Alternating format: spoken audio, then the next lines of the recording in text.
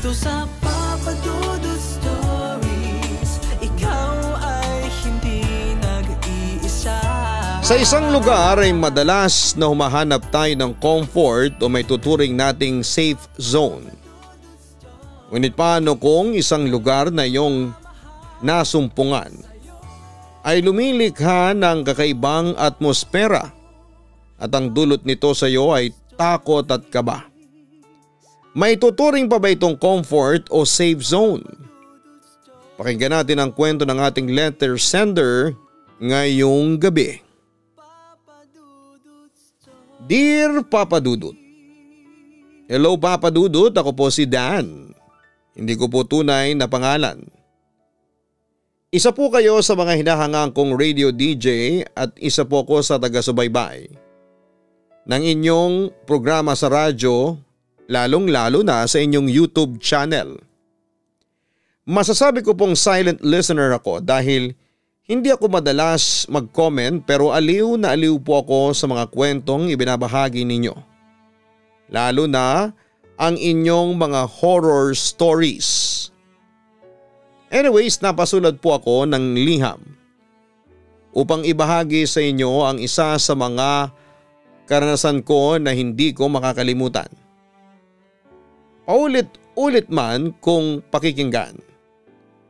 Pero ganun po siguro talaga Papa Dudut kapag nakakatakot ang iyong naging karanasan ay talaga namang hindi mo ito makakalimutan at tatatak ito sa iyong isipan.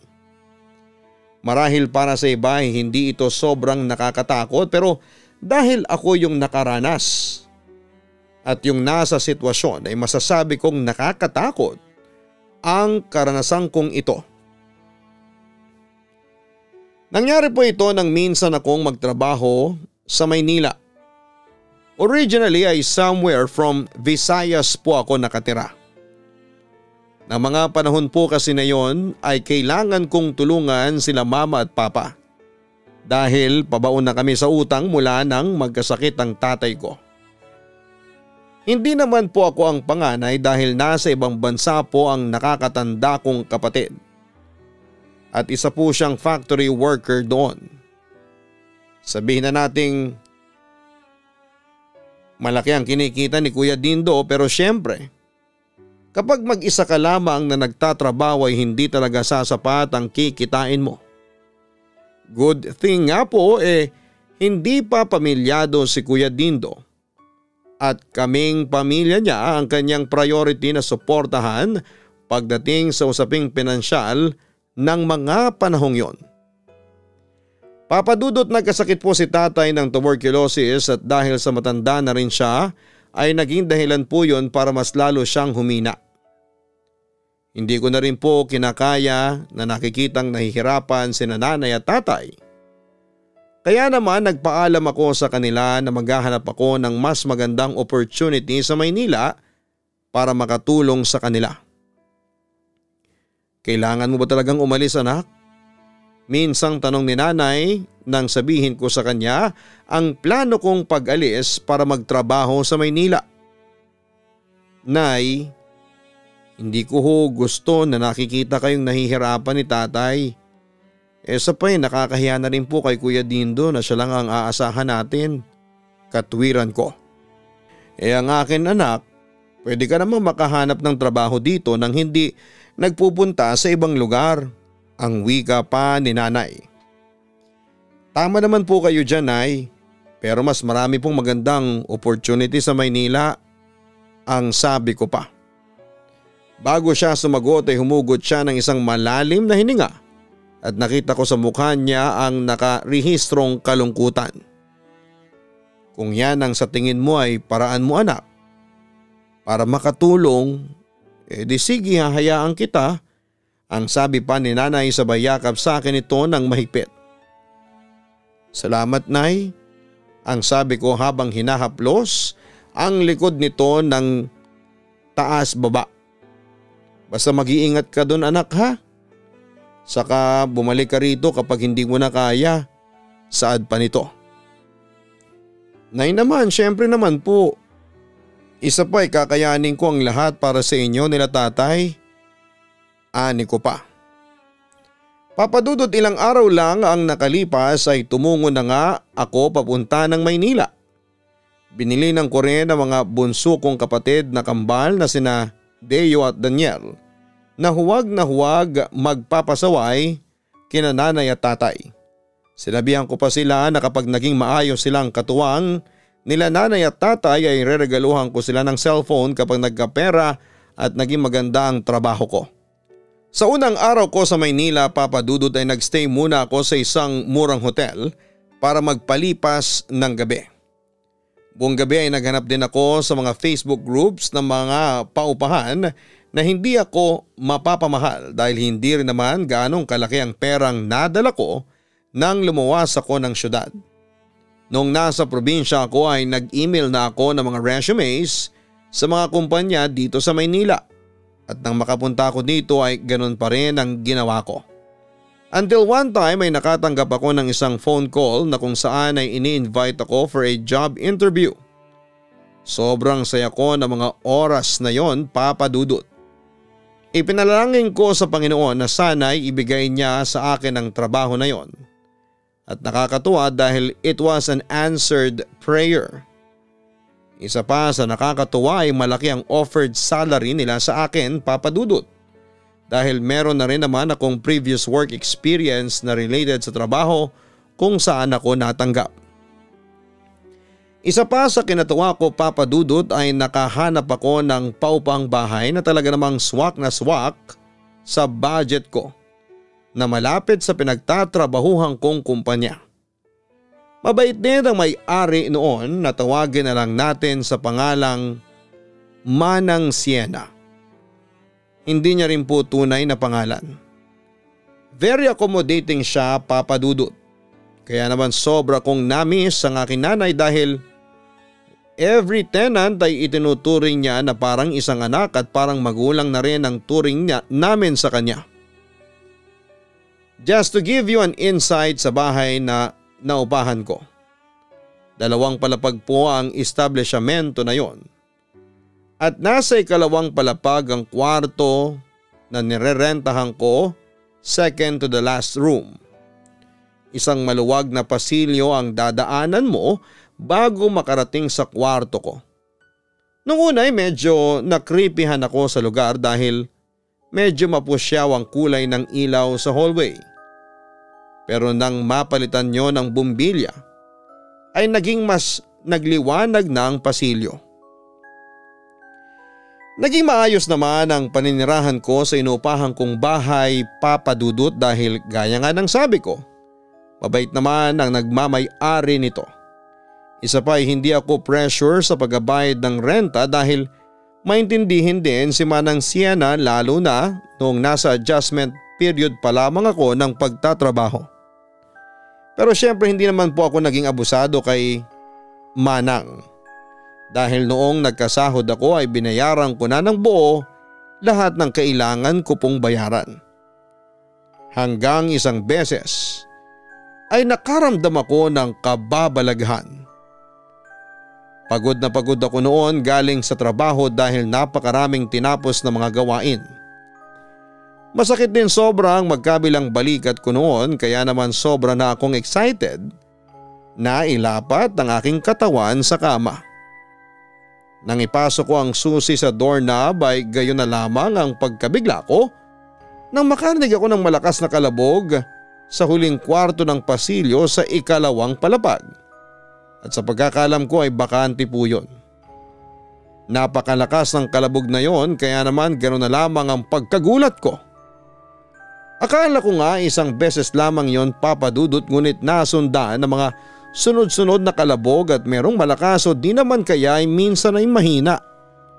Dahil na rin sa curiosity ay dahan-dahan akong lumapit doon at para alamin ang pinanggagalingan ng ingay. Nang tuluyan akong makalapit ay inilapat ko ang aking tenga sa pinto ng kwartong yon. Kaya naman mas luminaw pa ang narinig kong kalabog sa loob ng bakanteng kwarto. Papadudot, ng gawin ko yon ay para bang kumapit sa akin ang malamig na ihip ng hangin. At pagkatapos ay bigla na lamang nagtaasan ang balahibo ko. Kaya naman naisipan kong pumasok na sa kwarto ko at wag nang pagtuunan pa ng pansin ang ingay na nagmumula doon. Ngunit mas nadagdagan ang kilabot ko nang bigla ay kumurap ang ilaw sa pasilyo hanggang sa tuluyan na itong mamatay na naging dahilan para lalo akong kabahan at matakot. Nagmamadali akong lumakad pabalik sa inuupahan kong kwarto ngunit gayon na lamang muli ang pagtaas ng balahibo ko. Nang bigla isang figurang nakita ko na umakyat mula sa hagdanan. Ngunit nakahinga din ako ng maluwag nang magbukas ng flashlight ang taong malapit sa hagdan dahil napagtanto kong si Manang Siena lang pala yun. Pundido na naman ang bumbilya. Hay nako, kapapalit ko lang nito noong kailan lang. Narinig kong sabi ni Manang Siena. Naalala ko pa na madalas niya nga palang ginagawa ang paglilibot sa paupahan niya tuwing gabi upang masigurado ang security ng kanyang property at para na rin sa kaligtasan ng kanyang mga tenant. Ginagawa niya yon, Papa Dudut, kahit na may CCTV naman sa bawat sulok ng paupahan. Ganon siya ka hands-on. Para mas sigurado, katwiran pa niya. Magandang gabi po, Manang, ang bati ko sa kanya. Pinilit kong wag ipahalata na natatakot ako. Baka kasi sabihin niya na kalalaki kong tao at malaking bulas pa matatakotin ako. Magandang gabi naman, Dan. Bati niyang pabalik. Pasok na po ako, paalam ko pa sa kanya. O sige, magpahinga ka na, ang sabi pa ni Manang. Nang mga oras na yon ay nakalimutan kong sabihin kay Manang Sien ang tungkol sa kalabog na narinig ko sa bakanting kwarto sa dulong bahagi ng pasilyo hanggang sa lumipas ang mga araw. At tuluyan na lang nawala sa isipan ko yon. Ngunit may isang gabi na muli kong narinig ang kalabog na yon, Papa Dudut. Tandang-tanda ko pa ang araw at oras nang mangyari yon.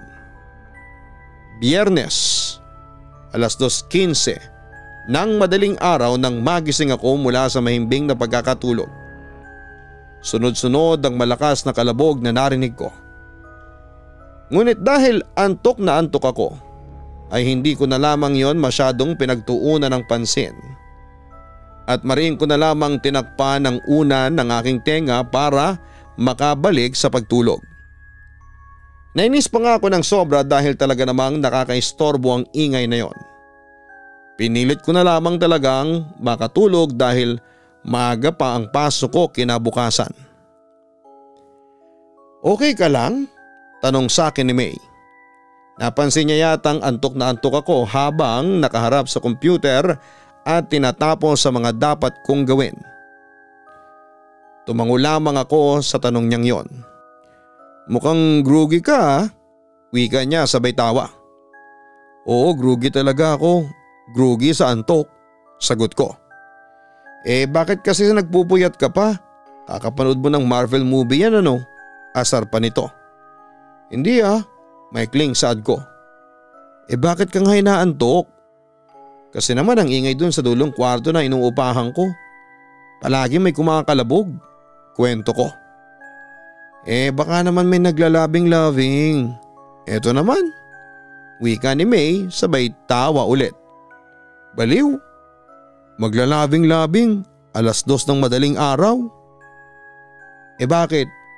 May pinipili bang oras yun? Ulit niya pa sa kanyang green joke. Wala. Pero paanong may maglalabing-labing dun Sabi ni Manang Siena bakanting kwarto yun. Sabi ko pa. Manang Siena? Takang tanong ni May. Oo, siya yung may-ari nung 2 palapag na paupahan kung saan ako nakatira ngayon. Kanila Manang Siena ka nangungupahan ngayon? Gulat niyang tanong. Oo nga, paulit-ulit. Simula nang matanggap ako sa kumpanya, sa kanila na ako nangungupahan. Kasi malapit lang dito, bale nung unang luwas ko dito sa iba ako nakatira tapos lumipat na lang ako sa kanila kina Manang Siena nung natanggap ako dito sa kumpanya. Mahabang litanya ko pa. Bakit ba? Dagdag ko pa. Nasa second floor din ba yung kwarto mo? Makabuluhang tanong niya. Oo, maikling sagot ko. May kalabog pa rin sa dulong kwarto? Nang tanungin niya yon sa akin, Papa Dudut, ay napatingin ako sa kanya dahil nagtaka rin ako sa kanyang sinasabi. Anong ibig mong sabihin? Tanong ko pabalik. Nakitira kasi ako doon dati sa paupahan nila Manang Siena. Nasa second floor din ang kwartong inupahan ko at malapit yun doon sa bakanting kwarto sa dulo. Nung una nga iniisip ko na sobrang swerte ko dahil ang bait niyang may-ari, tapos napaka maunawain pa. Nanay na nanay siya kung mag-care sa mga tenants niya. Pero ilang buwan din ang lumipas ay hindi ko na kinaya kaya umalis na rin ako. Mahabang pagkukwento niya. Paano hindi mo kinaya? Tanong ko. Natakot ako dun sa paupahan nila. Gustuhin ko mang magtagal dahil ang bait nga ng may-ari halos hindi naman maayos ang nagiging tulog ko dahil halos gabi-gabing may kumakalabog dun sa dulong bakanting kwarto. Paliwanag pa niya.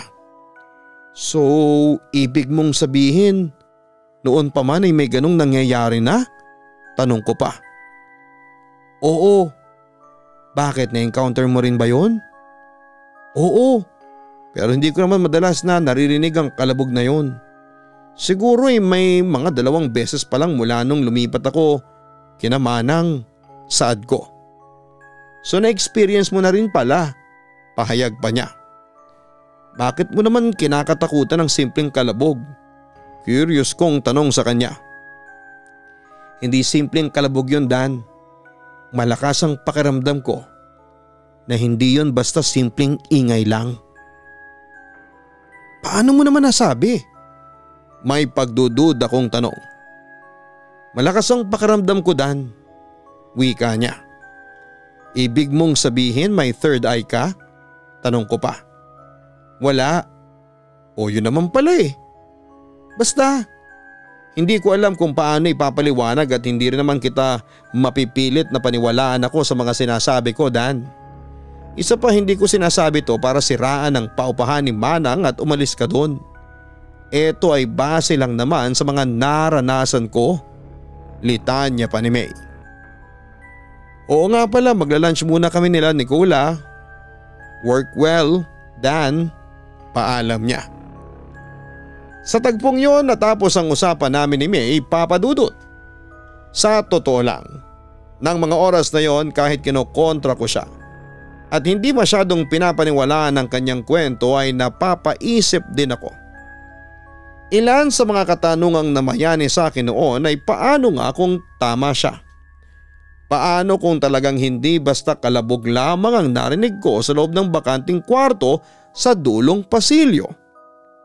Actually, Papa Dudut, dahil sa kwentuhan namin yon ni May ay naging okupado ang isipan ko ng araw na yon hanggang sa makauwi ng bahay. Kaya naman habang binubuksan ko ang inuupahan kong kwarto sa kabaan ng pasilyo ay hindi ko maiwasan na mapatingin sa bakanting kwarto sa dulong bahagi ng pasilyo. Ganun na nga lang din ang pagkagulat ko nang tapikin ako sa balikat ng kung sino na talaga namang naging dahilan ng pagkatakot ko. Ayos ka lang, pre? Tanong sa akin ni Cholo. Isa rin po siya sa mga tenant doon, Papa Dudut. Madalas na panggabi ang duty niya sa trabaho dahil isa siyang sikyo kaya bibihira kami magkaroon ng pagkakataon na magkausap. Ngunit ng araw na yon ay day off niya kaya niyaya niya akong uminom. Sakto namang kinabukasan ay day off ko rin kaya naman pinaunlakan ko na ang panyaya niya. Besides, hindi ko kailangang gumising maaga kinabukasan. Ginulat mo naman ako, pre. Saad ko habang nakahawak sa dibdib ko na patuloy pa rin sa pagtibok ng mabilis. Pasensya na, pre, ha? Hindi mo ba ako napansin? Hindi, pre.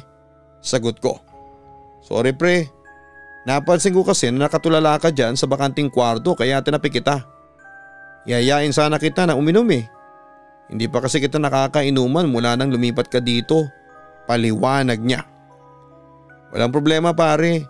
Magbibihis lang ako at maya-maya ay pupuntahan na kita. Ang sabi ko pa. Sige, pare. Aasahan ko yan ha. Papa Dudut, matapos magbihis ay agad na nga akong pumunta kina Cholo upang makipag-inuman sa kanya. Naisip ko na magandang pampalipas oras na rin yon dahil mula nang makapunta ako sa Maynila ay puro trabaho na lamang ang inatupag ko at minsan ko na lang bigyan ng time ang sarili ko. Habang nagiinuman ay napakwento pa nga si Cholo patungkol sa buhay niya. Nalaman ko na nasa probinsya din pala ang kanyang mga magulang kasama ang kanyang mga kapatid. Nalaman ko rin na pansamantalang nakikipisan ang mag-iina niya sa bahay ng kanyang mga magulang habang siya ay nagtatrabaho sa Maynila at nagpapadala sa probinsya. Dahil nga sa napakwento siya patungkol sa kanyang buhay ay hindi ko na rin napigilan ang sarili ko na magbahagi ng tungkol sa kwento ng aking buhay. At ang dahilan kung bakit ako sa Maynila nagtatrabaho. Nasabi niya sa akin na halos parehas lamang pala kami ng sitwasyon. Papa Dudut, na sa kalagitnaan kaming dalawa ng masayang kwentuhan nang marinig namin ang kalabog sa dulong bakanteng kwarto. Parehas kaming napatingin sa direksyon kung saan ay nagmumula ang ingay at nagkatinginan pa. "Narinig mo yun?" tanong ko. "Oo, matagal ko nang naririnig yan," sagot pa ni Cholo. "Kung ganun, dati pa yung ingay ng kalabog na yan?" "Oo, bago pa ako magpalit ng shift sa trabaho at maging panggabi, madalas ko nang napapakinggan yan. Minsan nga ay hindi ako pinapatulog ng ingay na yan." Natatawang sabi pa ni Cholo na parabang sanay na siya sa ingay na yon. Bigla namang rumihistro sa isipan ko ang ikinuwento sa akin ni May ng araw na yon habang nasa opisina kami. Kaya hindi ko naiwasang tanungin si Cholo patungkol sa ingay ng kalabog na yon. "Sa tingin mo pare, sino ang may gawa ng kalabog na yon?" Bago ako sagutin ni Cholo ay lumagok muna siya ng alak. At pagkatapos ay nilapag ang bote noon sa mesa habang patuloy naman ang maingay na kalabog sa bakanting kwarto na malapit lang sa mga kwartong inuupahan namin ni Cholo.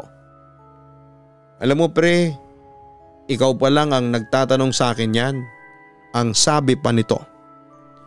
"Anong ibig mong sabihin?" tanong kong muli. "Madalas kaming mga nangungupahan dito, hindi na namin pinapansin yung ingay na yan. Siguro nasanay na rin kami.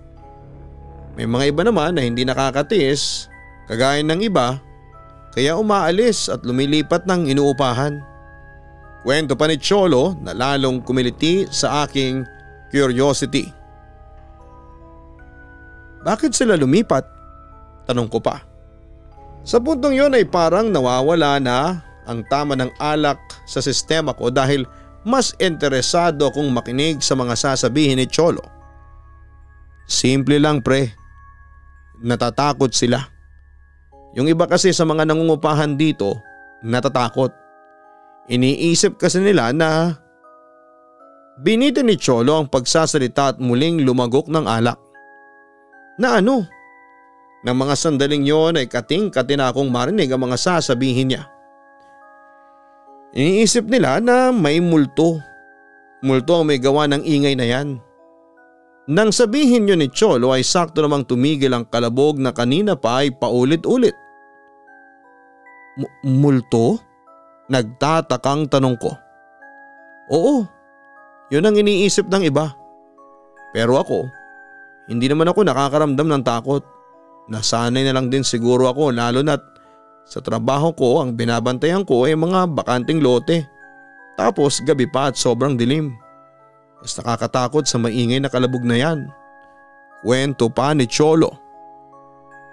"Ibig sabihin noon pa talaga ay kalabog na yan sa bakanting kwarto?" "Oo," sagot pa ni Cholo. "Meron na bang nakapagtanong kay Manang Siena kung ano talaga ang pinanggagalingan ng ingay na yan?" "Hindi ko alam. Hindi na rin ako nakikialam pa." O nag-aabala na tanungin si Manang tungkol sa ingay na yan. Paliwanag pa ni Cholo. Papadudot madaling araw na nang matapos kaming mag-inuman ni Cholo. at alas 11 na akong nagising kinabukasan. Masakit ang aking ulo nang bumangon ako mula sa higaan at medyo mabigat din ang aking katawan. Sa tingin ko ay dahil na rin sa napadami ang pag-inom ko ng alak at hindi na ako ganong kasanay dahil sa matagal din akong hindi nakakainom. Nang makaligo para mabawasan ang hangover ay lumabas ako ng kwarto para bumili ng makakain sa tanghalian nang makita ko si Manang Siena nakakagaling lamang sa bakanting kwarto dahil napansin kong nilak niya ang pintuan noon. Naalala ko pa nga ang kwentuhan namin ni Cholo kagabi kaya naman naisip kong maglakas loob. Natanungin na si Manang patungkol sa mga naririnig naming mga tenant sa kalabog sa kwartong yon. Pero hindi ko na tinuloy pa. Inisip ko na ako ang pinakabago doon. At bilang respeto na rin sa kabaitan ni Manang Siena, sa aming mga nangungupahan sa kanya hindi na ako nag-abalang tanungin pa siya. Ngunit sa huling pagkakataon isang gabi ay muli kong narinig ang maingay na kalabog na tumagal ng halos 1 oras. Isang madaling araw. Kung dati ay minuto lang ang tinatagal noon, nang mga sandaling yun ay halos pinuyat ako noon, Papa Dudut. Isa sa talaga namang nakakatakot na mga sandaling yun ay naramdaman ko na parang may tao sa loob ng aking kwartong inuupahan. At tila palakad-lakad ito dahil nakakarinig ako ng mga mabibigat na yabag ng paa. Sa labis na takot ay napatalukbong na lamang ako ng kumot at naging alerto sa paligid sakaling makaramdam pa ako ng kakaiba. Naisip ko pa nga noon na kahit na lalaki ako ay hindi ako mahihiyang sumigaw para lamang mailabas ang takot na nararamdaman ko. Bahala na, isip-isip ko. Pero salamat sa Panginoon at naging maayos naman ako ng madaling araw na yon. Puyat nga lang akong pumasok sa trabaho ko. Papadudot kong tatanungin po ng listeners ninyo kung nasabi ko kay Manang Siena ang tungkol sa madalas na ingay ng pagkalabog sa bakanting kwarto ay oo. Ngunit ang sabi niya sa akin ay mga daga lang daw yon na naghahabulan at ngumangat-ngat ng mga nakatambak na lumang gamit sa kwartong yon. Sa tingin ko ay hindi masasatisfied sa kwento kong ito ang ilang mga listeners dahil walang malinaw na eksplanasyon so kung ano nga ba ang pinagmumulan ng maingay na kalabog. Ganun man ay ninais ko pa rin may bahagi ang karanasan kong ito sa inyong programa. Pasensya na rin pala kung ang iba sa mga tagapakinig ninyo ay hindi sobrang kinalabutan sa kwento kong ito o hindi ito kasing nakakatakot ng kwento gaya ng ibang mga letter senders. Gayon man ay marami pong salamat sa mga nakinig. Sa ngayon Papa Dudut ay may ilang taon na rin ang lumipas mula nang mangyari ang lahat ng sinasalaysay ko. Nakabakasyon po ako ngayon sa probinsya namin at babalik din sa Maynila para ipagpatuloy ang aking pagtatrabaho. Medyo umayos na rin po ang kalagayan ni tatay at pinayuhan na rin po siya ng doktor na wag nang masyadong magpapagod. Sunod naman ang mga kambal kong kapatid ang habiling ko na huwag magpapasaway at laging alalayan sina nanay at tatay, kaya naman po tinupad ko rin ang regalo ko sa kanilang mga cellphones. Dahil dito nakakapakinig na rin po sila ng inyong YouTube channel. Hanggang dito na lamang po ang aking liham sa inyo Papa Dudut. Maraming salamat po sa paglalaan ng oras sa pagbabasa nito. Lubos na gumagalang, Dan. Maraming salamat din Dan at ang programa kong Papa Dudut Stories ang iyong pinagkatiwalaan na padalhan ng iyong liham. Gusto ko ring sabihin na minsan ay may mga bagay talaga na hindi na natin kailangang alamin ang eksplanasyon at kwento sa likod nito. Galangin na lang din natin ang desisyon ng mga tao sa paligid natin kung hindi nila nais ibahagi ang mga kwento sa likod ng bawat pangyayari. Magandang gabi sa inyong lahat. Huwag kalimutan na mag-like, share and subscribe.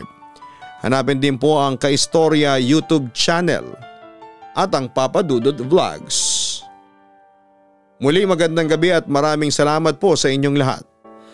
Ang buhay ay mahiwaga, laging may lungkot at saya. Sa Papa Dudut Stories, laging may karamay ka.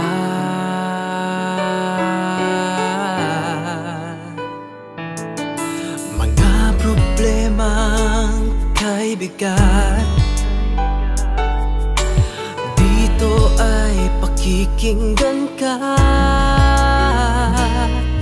Sa Papa Dudut Stories, kami ay iyong kasama.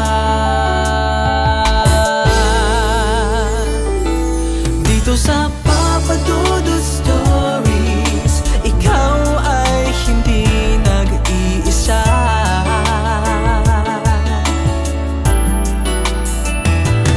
Dito sa Papa Dudut Stories, may nagmamahal sa'yo.